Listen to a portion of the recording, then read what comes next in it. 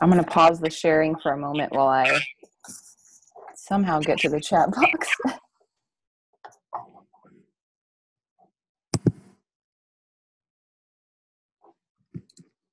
There it is. Okay.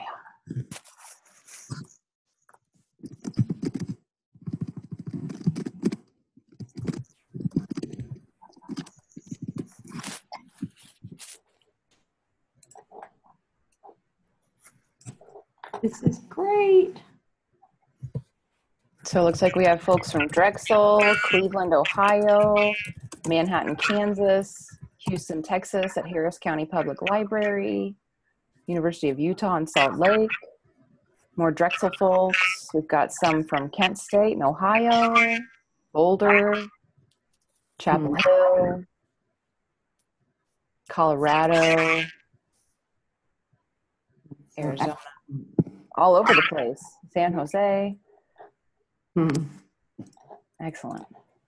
Thanks, everybody. This is a really nice sized group. We didn't know how many people would show up. We're doing this as a new experiment, which is partly how you get things done. Just kind of try it out and see what works and how you can do better the next time. We have a short agenda today. We're going to go over the brief history of SustainRT, talk about some recent projects, programs, and webinars, and then at the end, tell you some possible ways to get involved, and then the bulk of it will really be open to questions and answers towards the end. So we'll just take about 15 minutes now to go through these 3 items and hear from you. Well, it all began actually before 2013. A few of us started a series of just free open webinars just to kind of get a pulse of what library people were thinking about sustainability. And in fact, that was a big pulse because over the course of the 4 webinars, we had hundreds of people weighing in. And long story short, as a group, we came to the realization that we wanted to start fresh and have a whole new roundtable. We had thought about folding into other groups, but we decided to just go it alone. And it's been a great journey that started in January of 2013. There had been a task force on the environment under the Social Responsibilities Roundtable that for different reasons wasn't growing. And so everyone agreed that that could fold and that kind of grow out of that place. Fast forward a couple of years into it, we were the,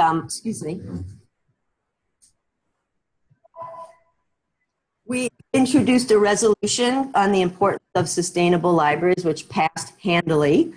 And that has brought a lot of action into ALA itself, also inspired library people in their own libraries. Most importantly, I think one of the big outcomes is this sustainability task force.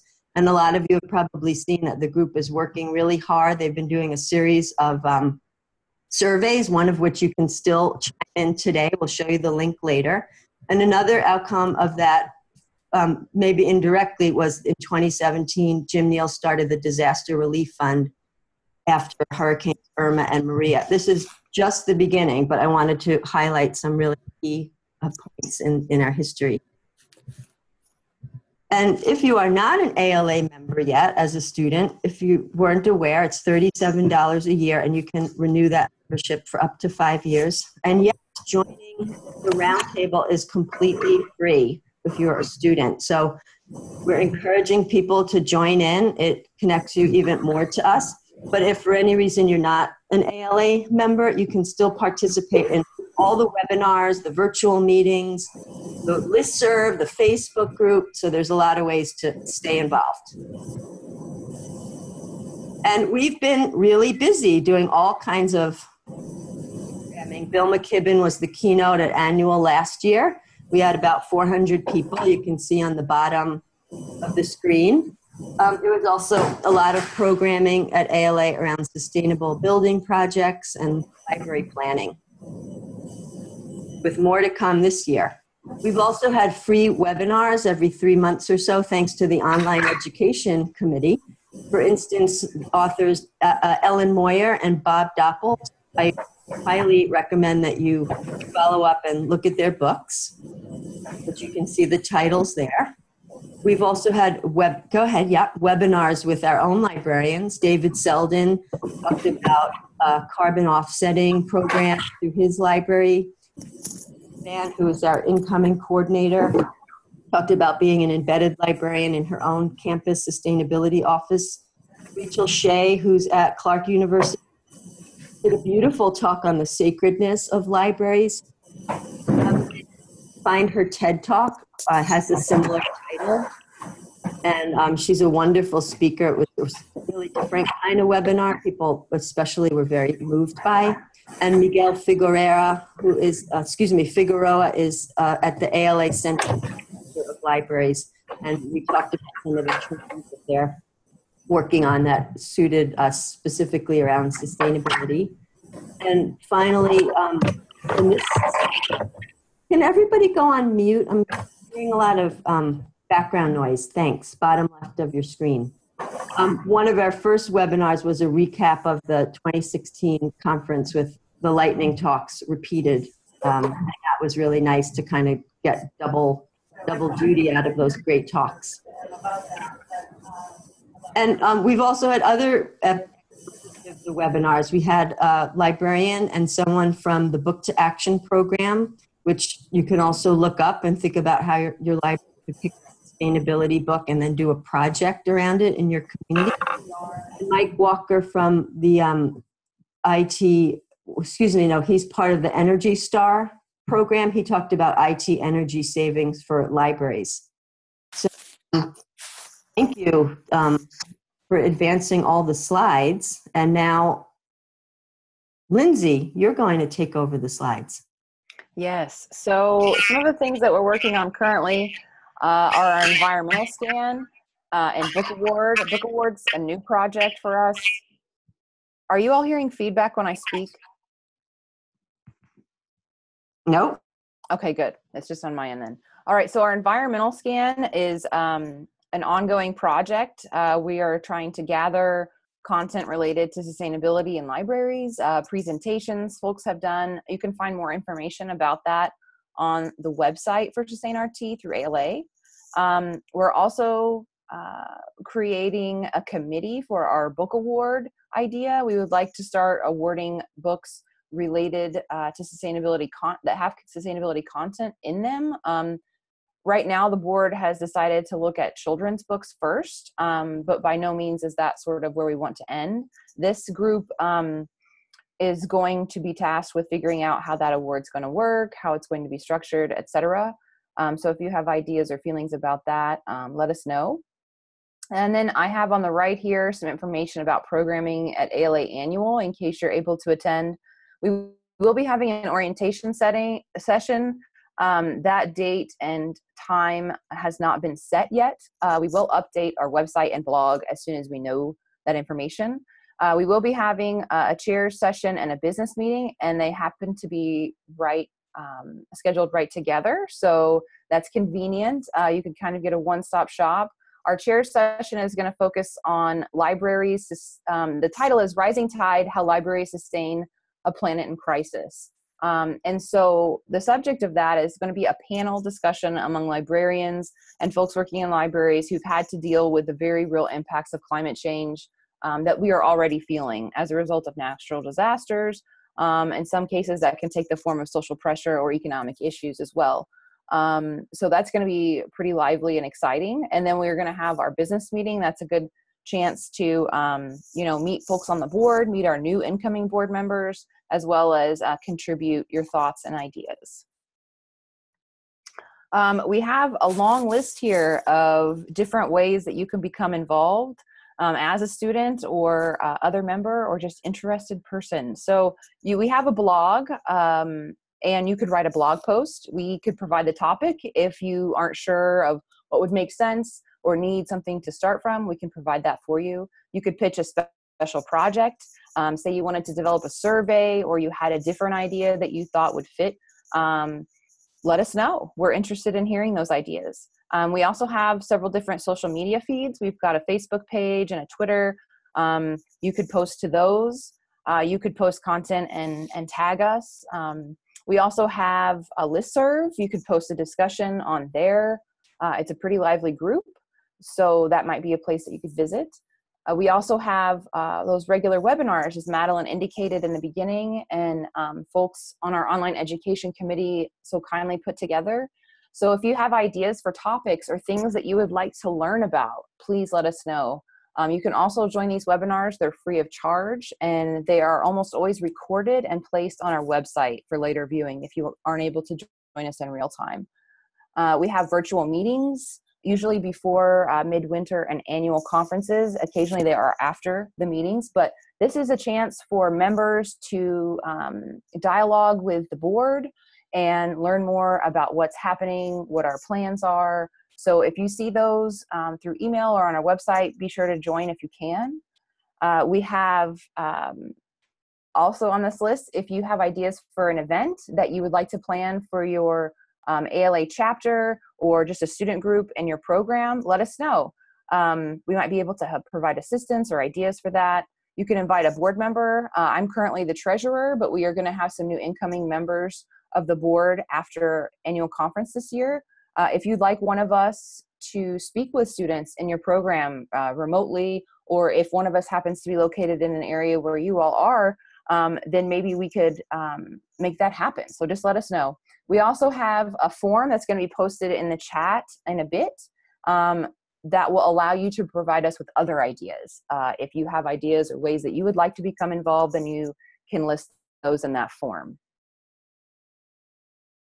Right now, there's a chance for you to provide some feedback. As Madeline mentioned before, the task force on sustainability is working diligently on their white paper, and they have this survey out, ALA Sustainability Perception Survey. So this link will also be posted in the chat towards the end of the session today. Please take time, if you have the time, to fill this survey out. The deadline is tomorrow, but we want to be sure that as many folks as possible are able to contribute their ideas and voices to this survey. Are you all going to the annual? If so, there is this pre-conference. There is a student rate. The regular rate is going to be $215 and the student rate's $95. It's a pre-conference, so it's going to be, quite a substantial session. And it's how to create the sustainable library, the triple bottom line approach. Madeline, who is the individual that's putting this on? That is Gary, and he is with us today. So all right. Gary, later, if it feels like a natural moment to chime in and tell us more, let's do that a little bit later. But yeah, I'm really glad he's here. He can answer questions about that during the Q&A. Happy to do that. Thanks. Excellent. Okay, so now I think we're ready for our Q&A portion. These will be guided questions. So if you have questions that are more general in nature, perhaps we could get at those at the end. And then I'm not sure how many we are, if we want to use microphones or use the chat.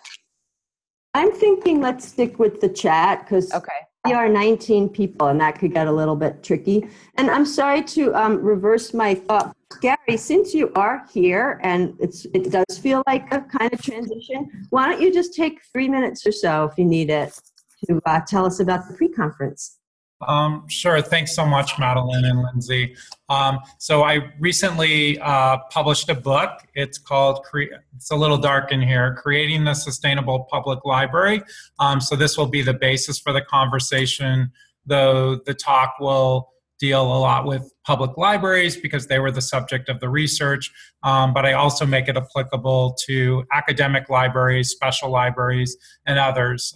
So really looking at the environment as a big part of sustainability, but more aligning with the UN sustainability goals that sustainability, one also has to be financially sustainable, to be truly sustainable, and one needs to be sustaining your workforce, your colleagues, and also your community, and your community needs to sustain you. So it's really looking at sustainability holistically, which I think a lot of us have moved to. And it's a half-day workshop, as you can see, starting at 12:30. And I think it's going to be a very lively conversation and very informative. So I use examples from business, which were part of my research, as well as examples from public libraries that are doing a lot in the sustainable area, and they don't always think of what they're doing as sustainable, but it truly is. So anyway, definitely looking forward to it and would love to have any of you join us for it. It's being put on and hosted by LLAMA, the Library Leadership and Management Association. So thanks. Thank you. All right, so we're going to move into the Q&A portion. Jamie and Eric will moderate that. If you have questions, put them into the chat box, please. And I think we will use the chat for this portion. So the questions are somewhat guided in that they're sectioned off, but you can ask your own questions related to this prompt. Hopefully that's clear. And then do I want to unshare my screen so folks can see cameras and things? I mean, I guess they can see them on their own screen. Okay, all right. I will go back to sharing. Or sorry, excuse me, sharing the slides. All right.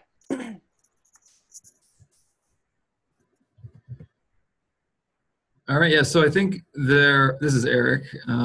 There are 4 questions, so yeah, it'll be kind of a guided discussion, and I think they're designed to kind of get at if there's any information that we didn't share in the webinar that, you know, that you all at home or at work or wherever you are curious about or would like to know. So if you have any responses to that, if there's anything else that you'd like to know about SustainRT that wasn't covered, feel free to enter that into the chat box.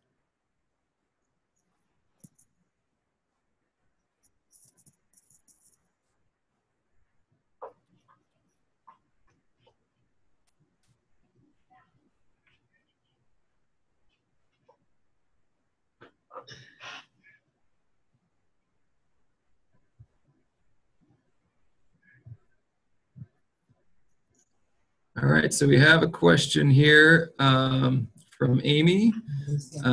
What is your working definition of sustainable? Are you looking at this from an environmental point of view, financial, or other? So does somebody want to take a crack at answering that?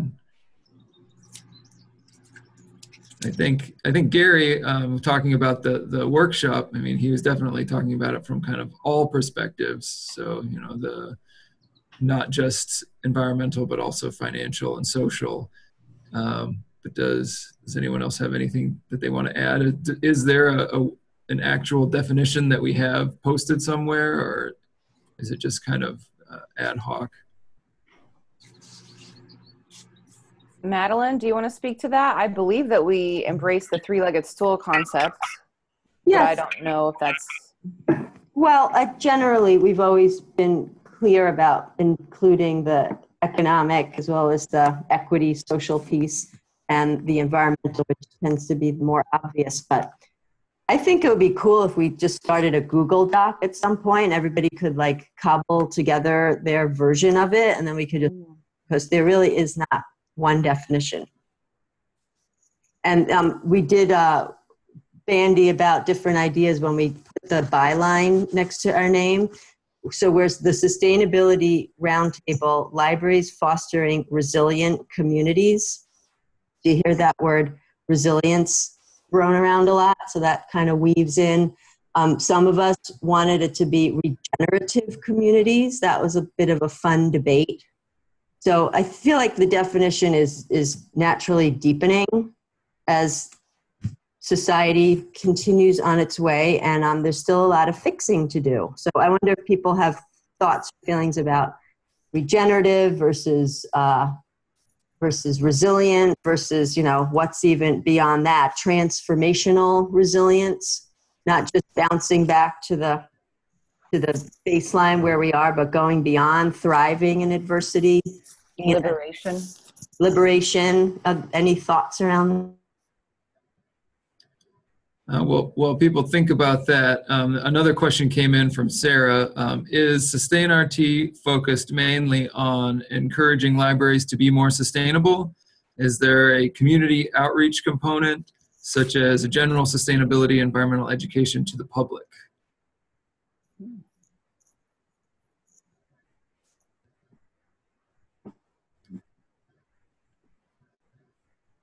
Can I have the mic for a little bit?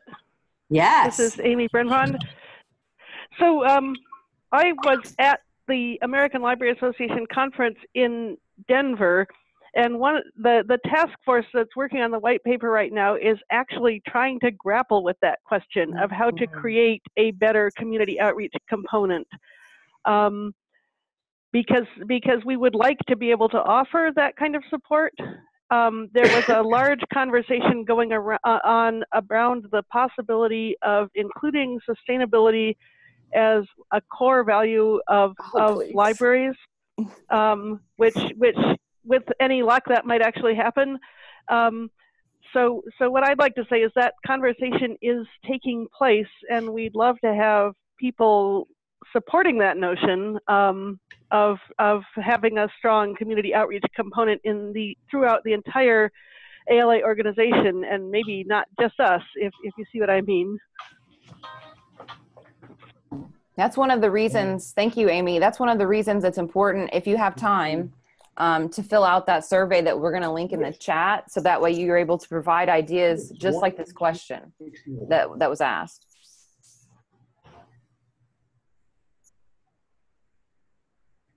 Okay. I also would say that Okay. as the roundtable writ large, we don't currently have a sort of outside of the library community outreach designated committee, but I would say that individually as librarians, different folks are going to take on different sort of levels or capacities of this community outreach piece. I know that right now Madeline, she might want to speak on this a bit, is doing conversations about climate change and how to talk about this, you know, as librarians with our communities. Yeah. And so that, I think, is an excellent example of doing some of this community outreach, because there's different communities, right? There's our community as librarians, and then there's our own sort of sections within, you know, academic versus public, et cetera. But then there's our communities, our physical communities that we live in. And those are also sort of punctuated by demographics, location, et cetera. But, you know, we can start from somewhere, and something that, you know, was the impetus or start of this group itself was the idea of a community of practice. And so we each are very unique and individual in our pursuits, but we can come together as a group, as SustainRT, to exchange ideas and information, cohere around certain concepts and ideas, and then go back and use what we've learned within our communities in whatever way sort of makes sense for us. Hopefully that's a decent response, but I think that community of practice idea is related somewhat, because we can learn from each other, trade ideas, and then go out and then share those with our communities. All right, so we've got several comments coming in on the chat. I'll just read one more here. So what do students think should be the focus of SustainRT? What is the most pressing and useful to you in your career? So I guess that's back out to everyone. Is there a specific focus that you think would be the most valuable for the roundtable, that would be most interesting to you as you prepare to move forward in your library careers?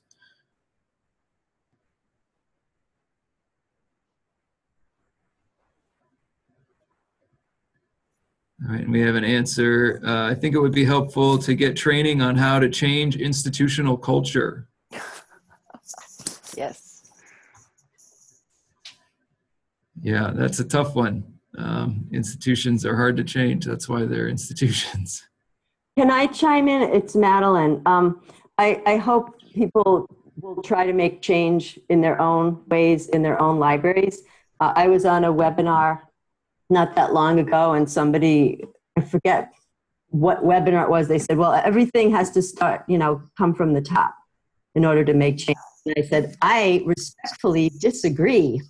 Start doing small things on your own whenever you can and build the momentum. That's grassroots organizing. That's how this group got started. And then we changed the culture of ALA by rolling along on our own. And it was a bottom up. So Don't wait for it to change. Just again, I think that community of practice approach is sort of pivotal in changing institutional culture, because, you know, there are certain things you can do as an individual, but even if you just have one other person, whether that be a colleague, friend, etc., that you can, you know, talk with and learn from and share and exchange ideas, then that's going to make it, you know, much more realistic for you to be able to take those steps to change institutional culture. That might be something that we could share resources or things about. We may not have all the answers, but we might have resources that could help get at these things. Yeah, so we have a couple more things coming in. Maybe we can have a tag in the resource list for low-hanging fruit, easy projects to get started with. Making change on the level of institutional endowments is an important level of change to consider. Green investing in personal, on a personal and an institutional level. So those are two ideas as well. I think, and we can keep this conversation going, but I think we should also maybe move on to the next question. All right.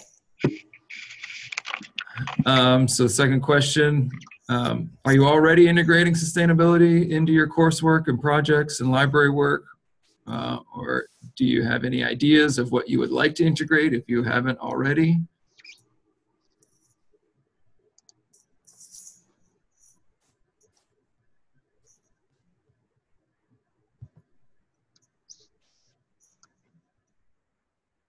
If I could speak up just as one of the academics on the phone call. So Sure. My answer would be yes, but of course I'm a huge proponent of sustainability.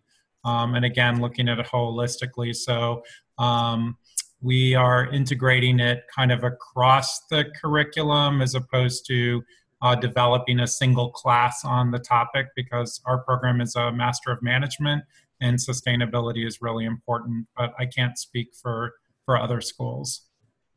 Yeah, so we've got some answers coming in. Collaboration between student groups to raise consciousness and pressure administration. Library providing composting options for students to spur greater sustainability movement on a community college campus. There's a big Earth Month display in the library, designing the display.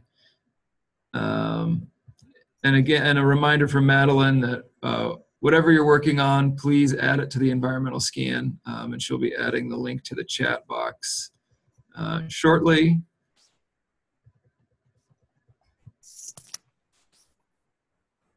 So the environmental scan is collecting information on books, articles, websites, blogs, social groups, and projects that fall under the SustainRT umbrella, and the link is now available.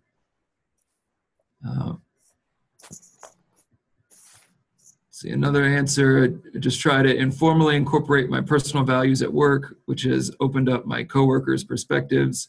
We've had a lot of great conversations surrounding sustainability and environmental issues. I think that that's really important, is just having informal conversations, developing relationships with people, reminding them that it's always an option to consider. Yeah, that's a big one.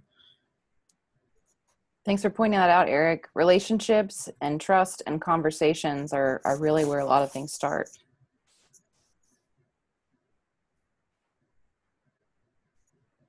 Yeah, I totally agree.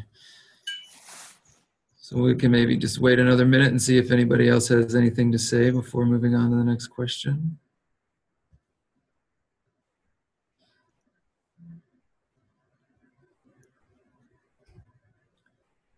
It looks like Madeline's posted another link to a blog post about having conversations at UMass. Okay, so another answer, I'd like sustainability to be a factor taken into consideration when we're choosing vendors and repairing and replacing buildings.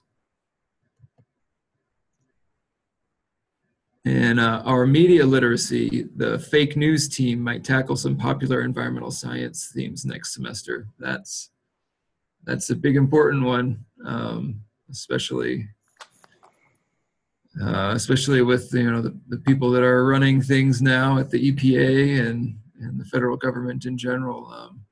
There's a lot of misinformation out there, and there are questions about what you can trust and what you can't trust, even with government documents and other sources of information that used to be considered kind of the gold standard for reliability. There's a lot of people out there that are questioning that now.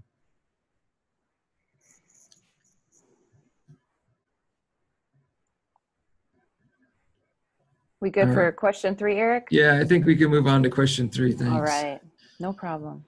All right, so do you have any questions or concerns about how to weave sustainability into your career?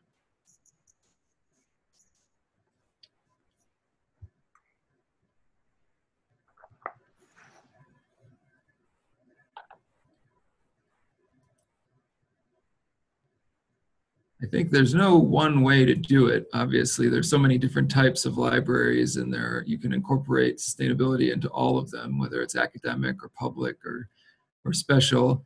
But if anybody has any questions or concerns that they want to post, I'm sure that there will be lots of people who would be willing to take a crack at answering it. And then also, yeah, Gary's book covers buildings and vendors for sustainability as well. And so that was back to the last question. There's also an idea of a mentoring program, possibly within SustainRT. Would there be an interest in that among the students or non-students that are on the call today?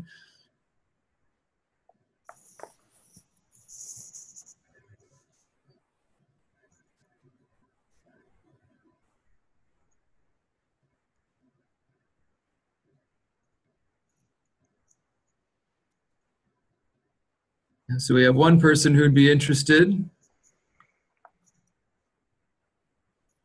Looks like lots of support coming in for the idea of a mentoring program or a peer support program.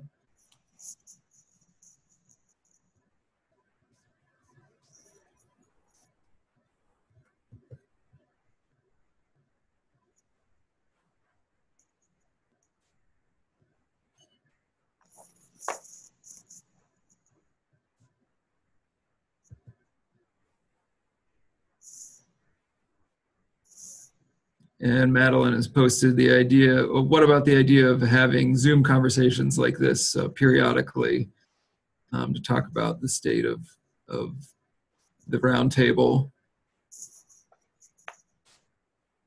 There is a question, so I like the idea of mentoring, but what would it actually look like? I think maybe Madeline could be more equipped to answer that question, but I think it hasn't really evolved to the stage where we know what it would look like at this point. The board put forth a few ideas. One idea was to start with a buddy program. Similar, I don't know if any of you all attending today have been to a conference where they put out a call for buddies.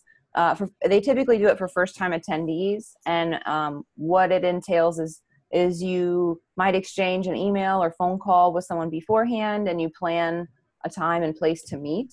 And then you meet, sometimes you meet over a snack or a coffee or a meal, and you talk about the conference, etc. But in the case of our buddy program, it might be, talking a bit about the conference if you meet up at a conference, or it might be entirely virtual. We're still at the idea stage, but we're trying to think of a way where it wouldn't be a extravagant commitment for folks, whether that be checking in, at an event several different times, different days of the event, or whether that be, just entirely remote conversations through things like Zoom or email or video chat.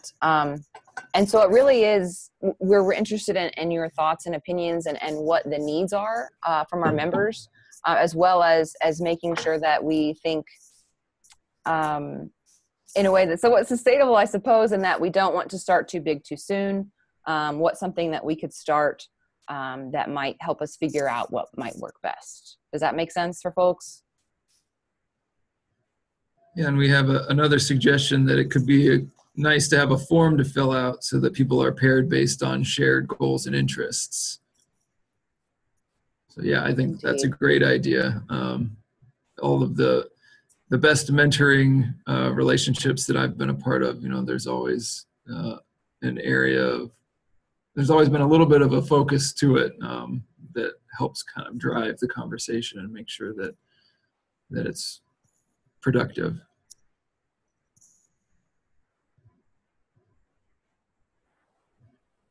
Well, we do have a response in favor of informal conversation, such as Zoom, over a formal mentoring program. Formal pairings can be less organic and natural.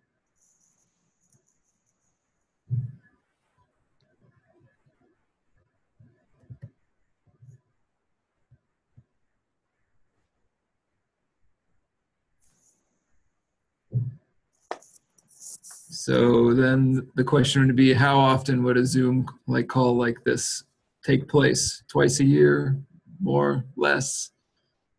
Any preferences on that?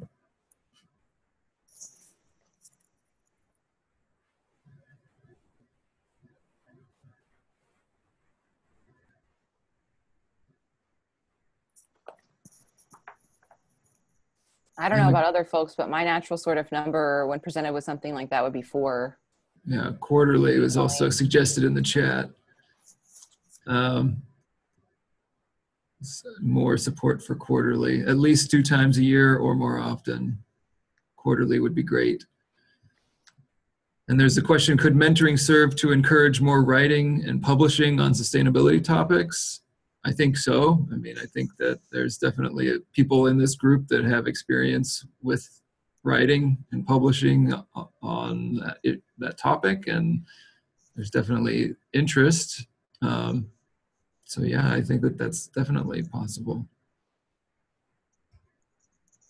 And another question, is it worth looking for a common framework of personal, professional, organizational, and social change around sustainability we might use for framing our conversation?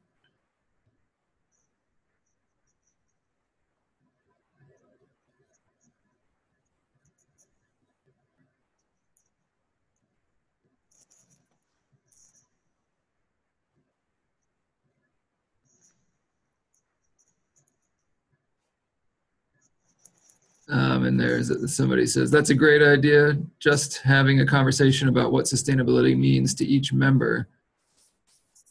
And I think so, yes, as otherwise the topic can feel very nebulous.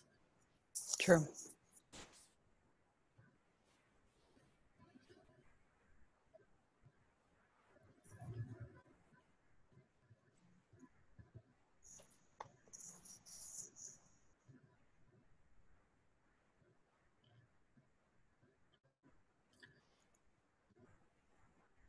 All right, so well, it feels like it's Time to move on? time to move on to the next question. All right, do we want to have Jamie moderate this one? I haven't heard her yet. Are you still there, Jamie? Yeah, sorry. I thought That's okay. did a good job. I wasn't jumping in. But yeah, That's all right. I'm happy to mute myself and let Jamie take over for the last one. Thanks, Eric. All right, so we've covered some of this a bit, but what else would you like to see happen in SustainRT? Is our next question.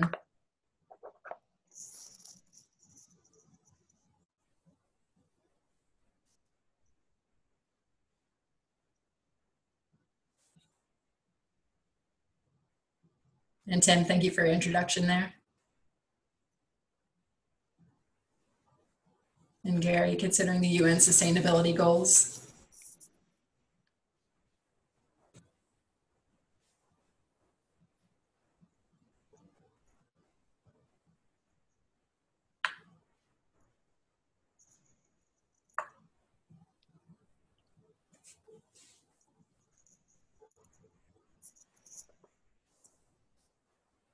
I guess it's okay if you don't have responses to this one. You might be new. to SustainRT and just figuring out today what we're about.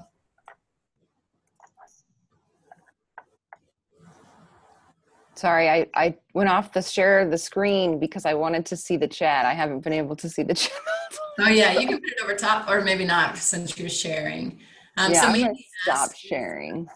Is sustainability in libraries discussed in library school? I was wondering that too. And if it isn't, maybe SustainRT can have a role there.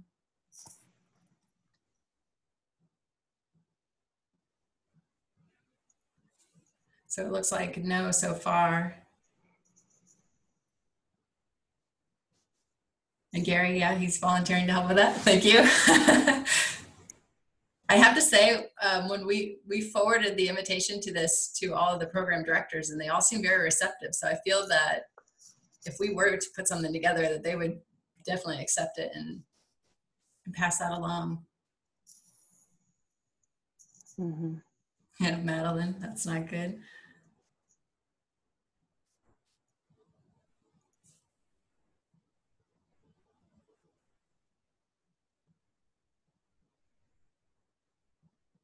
So does anyone have ideas of how you would like that to look?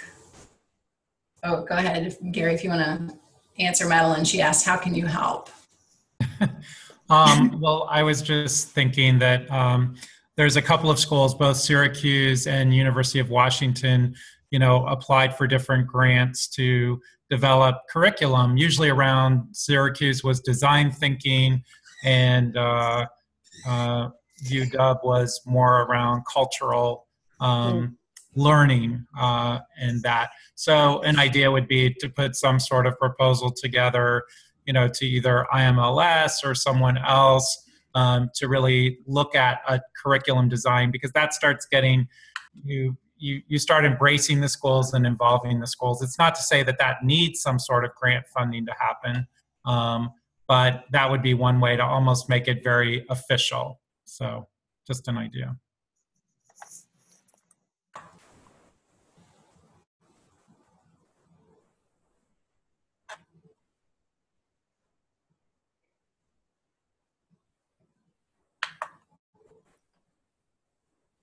And Sarah said that social justice issues are covered in her courses. Disaster response. Another article posted. Thank you, Amy.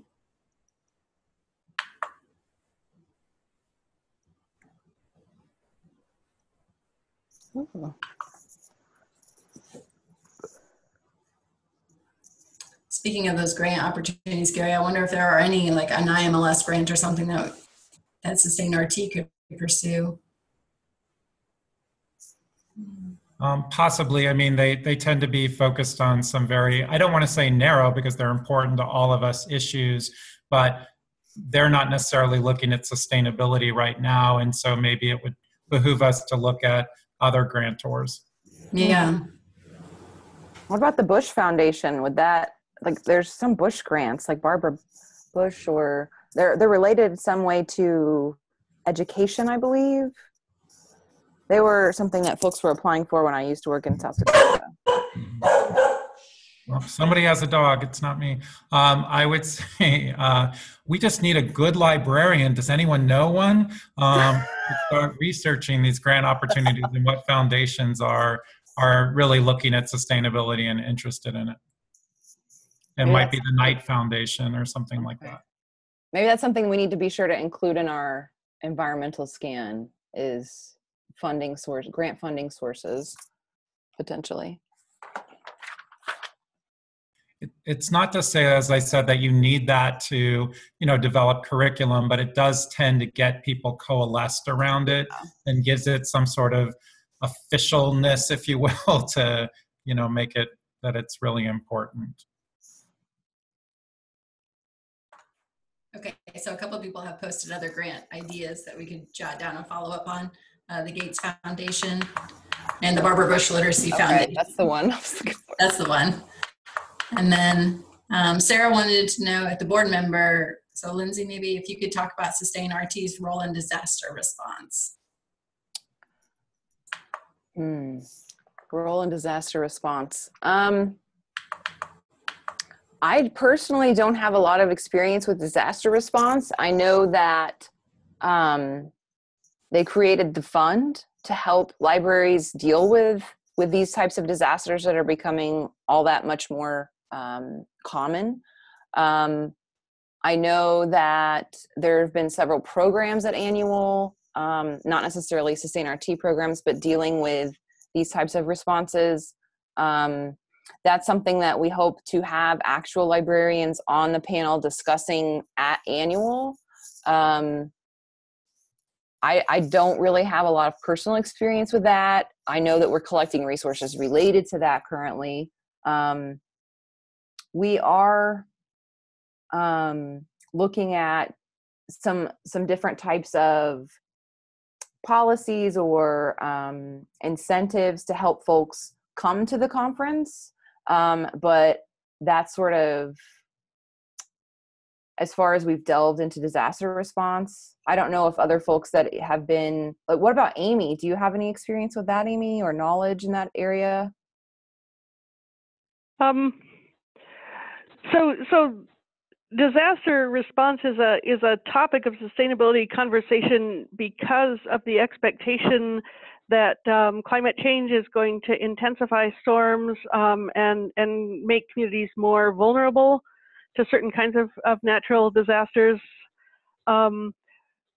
People became especially sensitive to that after Hurricane Katrina and Hurricane Sandy. And after Sandy, the local libraries turned out to function as centers to rebuild the community. And so what we are doing right now, right now we're thinking about it because we have observed that there's a role for libraries there, and trying to figure out how that might be formalized somehow, how we could, perhaps the ALA organization could formalize some kind of request for help or some kind of help that would be offered. The topic of disaster response is actually the topic we're focusing on during the annual conference in New Orleans. For that reason, is because a lot of people have the same question, and we'd like to hear from some people who've been through it and what was helpful, and perhaps that would give some direction for how to create a formal and more organized response. So again, part of the answer is we're kind of a new organization, and we have lots of ideas that are coming in, and some of them we're still working on how to actually implement them. Yeah, and that's where, that's why we had this chat, is so folks can learn about the things that are sort of percolating their way through, and then maybe if they're interested in one of these areas or have skills or expertise, etc., then they can work on those things together with us.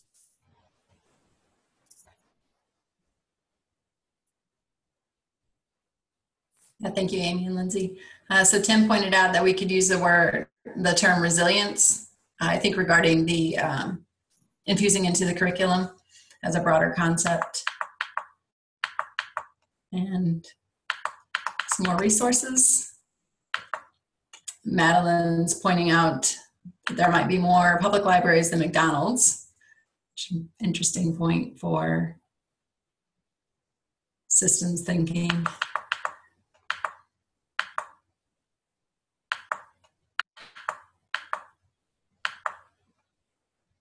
And then asking the regional planning group if they thought of libraries in their resilience planning. So that could be something for future careers, but also just in your own community where you're living, to see if they're involved.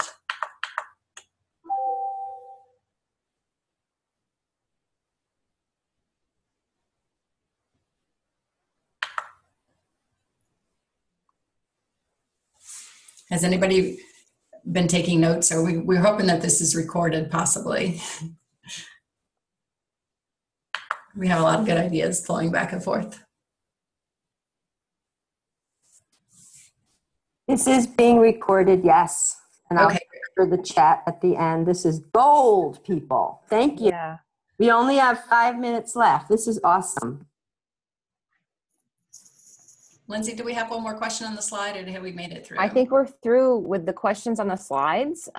So if folks have other questions that they didn't get to, that didn't sort of fit in one of our areas, I think it's fine to post those in the chat, and we'll try to answer those if at all possible.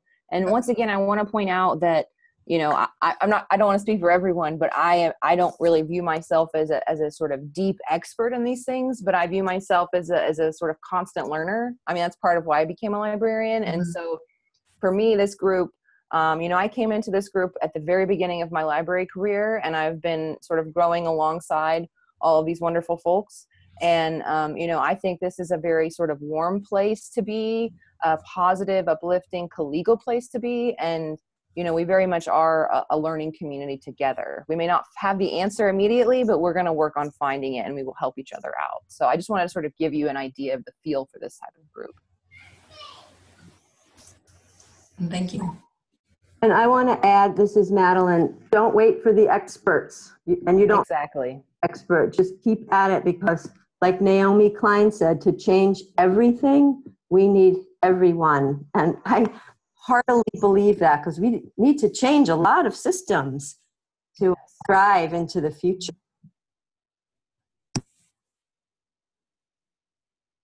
And Sarah pointed out in the chat that maybe bringing up the conversation about sustainability and resilience and disaster prep committees would be another way. I think that's a good idea.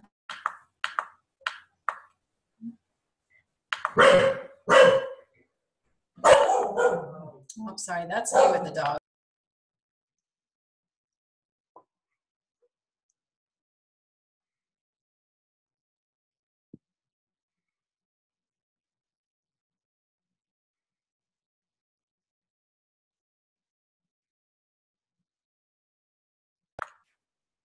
And Amy pointed out there's a lot of angles for libraries and disasters in terms of offering information and skills, connections. I think you could probably even make the case of sustainability and resilience in general. You can make it fit into pretty much any conversation or program or instruction that's taking place.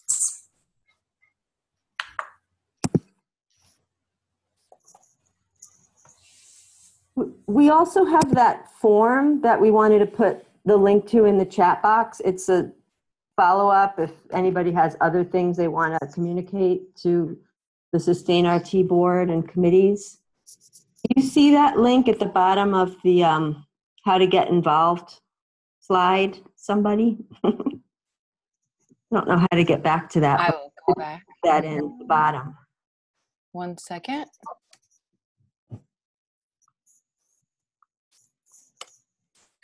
That one there, Madeline?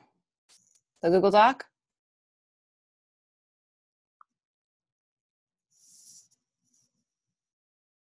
Yes, that's it.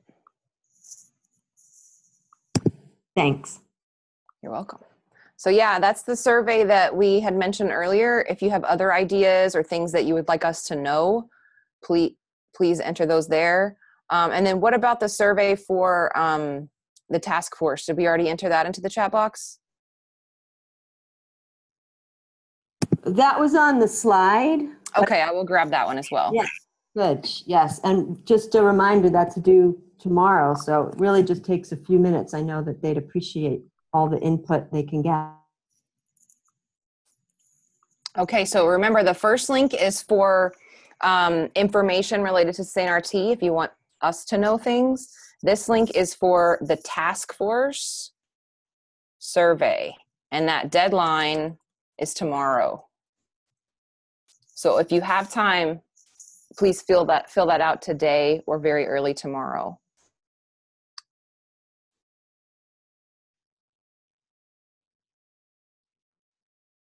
Your thoughts, opinions, and values matter. So that's why we want to be sure you have the opportunity to contribute.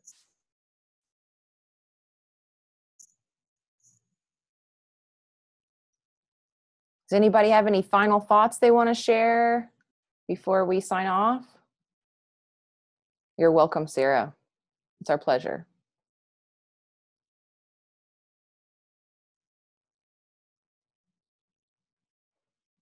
You're welcome, Amy.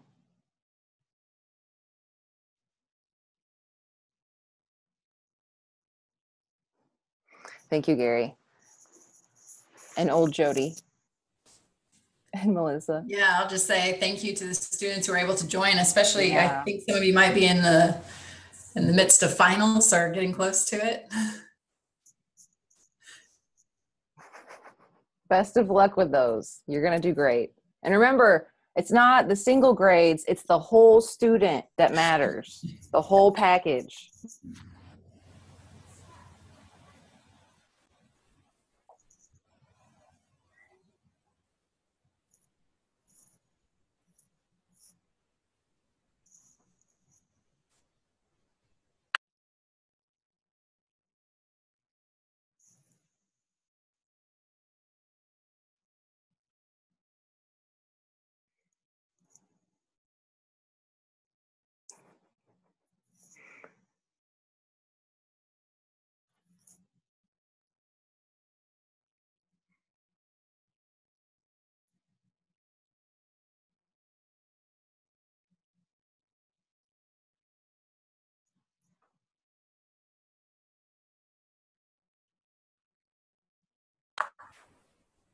Well, shall we wrap up? We can give them 1 minute to take the survey.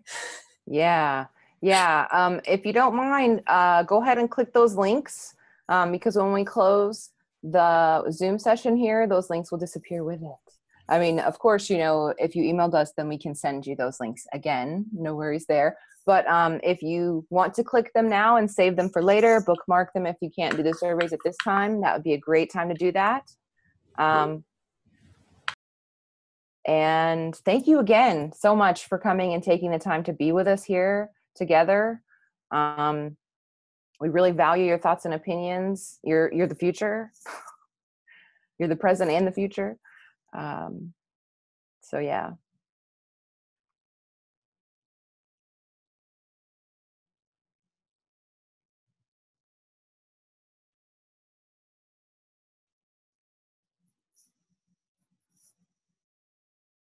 Goodbye, everyone.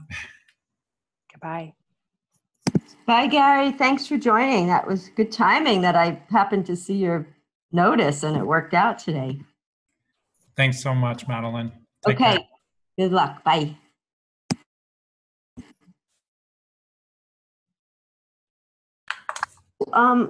Friends who organized this, can you stay on for 1 minute? I'm going to release other people. And do you have time to just debrief for a moment? Yes, I do. Thanks.